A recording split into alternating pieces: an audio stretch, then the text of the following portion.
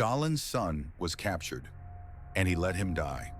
When the Nazis offered Stalin a trade that could save his son's life, the Soviet dictator's response would shock the world. In 1941, as German forces swept across the Soviet Union, Lieutenant Yakov Dzhugashvili, Stalin's eldest son, was captured during the brutal Battle of Smolensk.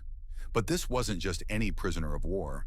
The Nazis had captured the son of their most formidable enemy, and they knew exactly how to weaponize this prize. The Germans immediately began their psychological warfare campaign, dropping leaflets across Soviet lines featuring photographs of the captured Yakov. Their message was clear. If Stalin's own son could be taken, what hope did ordinary soldiers have? The propaganda was devastating, undermining Soviet morale at a critical moment when Moscow itself hung in the balance. Then came the offer that would define Stalin's legacy forever. In 1943, the Nazis proposed a prisoner exchange through intermediaries. They would release Yakov in return for Field Marshal Friedrich Paulus, the architect of Stalingrad who had been captured after the German defeat.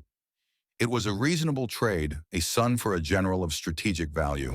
Stalin's response was ice cold. I will not trade a marshal for a lieutenant.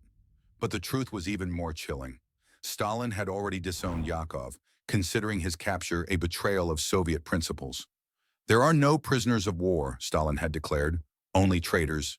Even his own blood wasn't exempt from this ruthless doctrine. Yakov died in Sachsenhausen concentration camp in 1943, either by suicide or execution. The exact circumstances remain disputed.